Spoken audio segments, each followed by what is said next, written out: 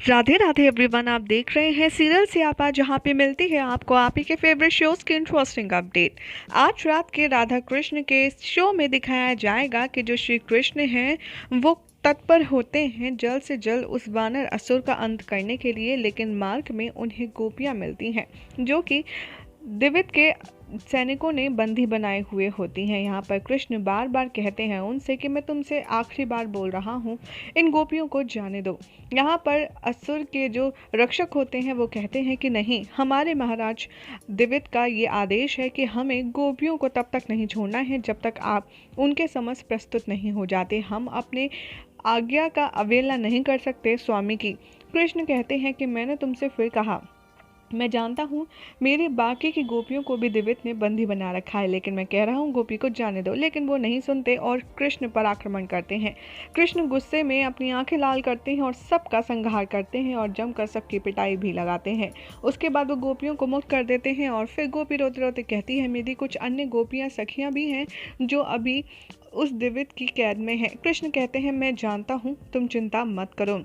यहाँ दिखाया जाएगा कि सभी गोपियाँ काफ़ी ज़्यादा भयभीत हो रही होती हैं, क्योंकि जिस गुफा में दिवित ने उन्हें कैद किया होता है वो किसी भी क्षण गिर जाने वाली होती है।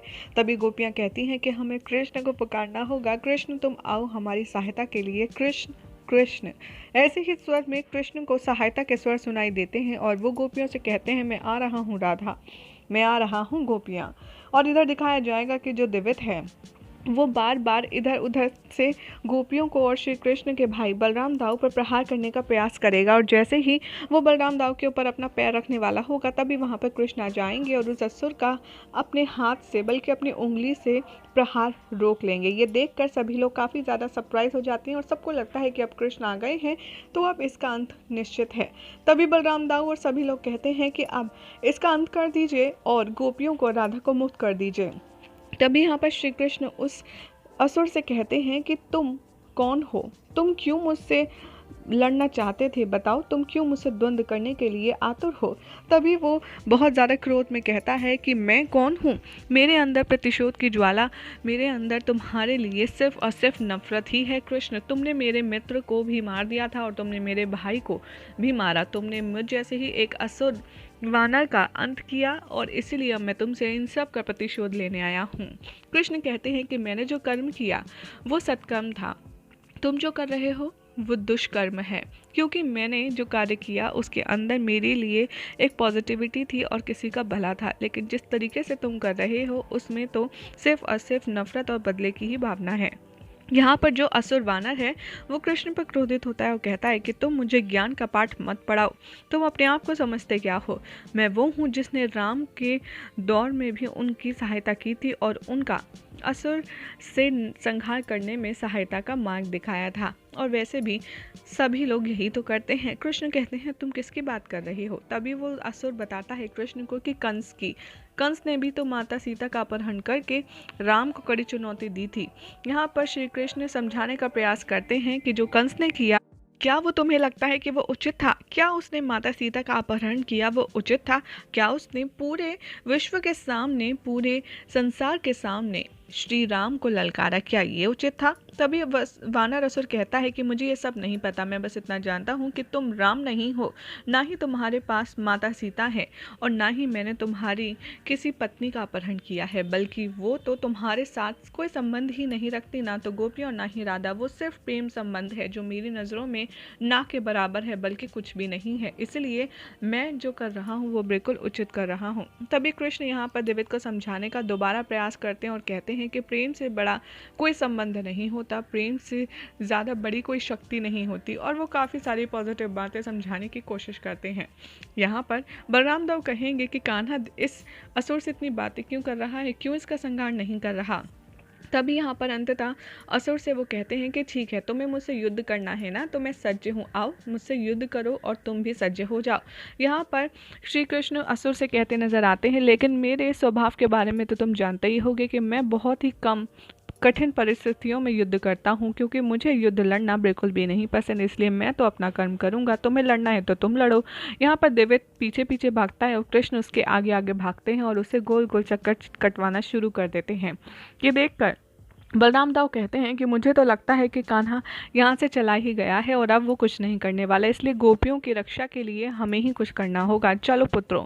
और वो पहाड़ी की ओर बढ़ते हैं जहाँ पर राधा और अन्य गोपियाँ कैद होती हैं, और वहाँ पर सैनिक मिलते हैं कुछ द्विविद के, जहाँ पर बलराम दाऊ उन्हें समझाने का प्रयास करते हैं और कहते हैं कि देखो, वो जो द्विविद है, तुम चाहो तो अभी भी उसका साथ छोड़ सकते हो, क्योंकि वो एक साधारण मार्ग पर है और वो जो कुछ कर रहा है वो सिर्फ पाप ही है, वो सत्कर्म नहीं है। यहाँ पर सभी सैनिक बलराम से कहते हैं कि नहीं बलराम, तुम चाहते हो कि हम अपने ही राजा से दुष्व्यवहार करें और उनके साथ में हम चीटिंग करें, हम ऐसा कभी नहीं करेंगे, हम अपनी इस आखिरी श्वास तक राजा द्विविद के ही लिए काम करेंगे। बलराम दाऊ कहते हैं तुम्हारे प्राण अंत तक बचेंगे तभी तो तुम उसकी सेवा कर पाओगे ना। लेकिन यहाँ पर सैनिक भी नहीं मानते बलराम दाऊ की बात, और वो कहते हैं कि अब बलराम की नहीं बल्कि शेषनाग की ताकतें दिखाने का समय है, और वो ऐसा प्रकाश करते हैं जिससे सारे सैनिक चित्त हो जाते हैं। उसके पश्चात वो अंदर जाते हैं और राधा और बाकी अन्य गोपियों को बचा लेते हैं।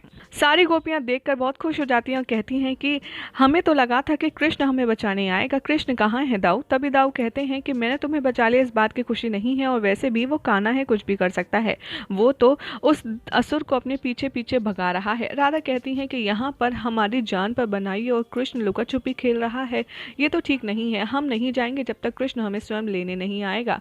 यहाँ पर बलराम दाऊ कहते हैं कि भले ही मैं अपनी शक्तियों से किसी का भी अहंकार, किसी की भी शक्ति तोड़ सकता हूँ, लेकिन एक कन्या का हट तोड़ना बहुत ही ज़्यादा नामुमकिन बात है। कान्हा कहाँ हो तुम। और यहाँ पर दिखाया जाएगा कि कृष्ण द्विविद को गोल गोल घुमाते हुए नजर आएंगे, और कभी उसके आगे तो कभी उसके पीछे।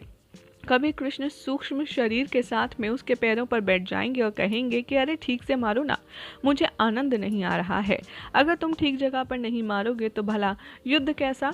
यहाँ पर द्विविद कहता है कि पता नहीं ये कृष्ण कर क्या रहा है, आखिर मुझसे युद्ध क्यों नहीं लड़ रहा, और वैसे भी प्रतीत होता है कि ये शायद मेरे नीचे है, लेकिन वो इतना विशाल होता है कि उसे कृष्ण का सूक्ष्म शरीर नजर नहीं आता, और इसी बात का फायदा कृष्ण उठाते हुए नजर आते हैं। यानी कि हमेशा की तरह जो कृष्ण सारे असुरों के साथ करते हैं, इस बार भी उसके साथ में यही होने वाला है। पहले वो उसे भगा भगा कर थका देंगे और उसके बाद उसका होगा अंत। इधर दिखाया जाएगा कि यशोदा माँ के पास गोपियों के घर वाले आएंगे और कहेंगे कि सुनने में आ रहा है कि कृष्ण युद्ध रण छोड़कर भाग गया है। यहाँ पर नंद बाबा कहते हैं कि क्या कृष्ण भाग गया है, मैं नहीं मान सकता, मेरा पुत्र तो बहुत ही ज़्यादा साहसी है, उसने सबसे वादा किया था कि वो गोपियों की सलामती की रक्षा करेगा और सबको सही सलामत अपने अपने घर भी पहुंचाएगा। तभी सब घर वाले कहते हैं कि अब तो ऐसा लगता है कि हमें अपनी पुत्रियों की रक्षा स्वयं ही करनी होगी। और ये बात सुनकर के माँ यशोदा और नंद बाबा काफ़ी ज़्यादा आश्चर्य में पड़ जाते हैं कि आखिर कृष्ण भाग क्यों रहा है, वो भी उस असुर से। उसने तो कई बड़े बड़े असुरों का अंत किया है, आखिर ऐसा क्या हुआ। यही हो जाएगा रात के एपिसोड का एंड, जिसके बाद कल क्या होगा आपको बताएंगे नेक्स्ट रिपोर्ट में। ऐसी मजेदार अपडेट्स के लिए चैनल को सब्सक्राइब करें, वीडियो को लाइक शेयर करना ना भूलें।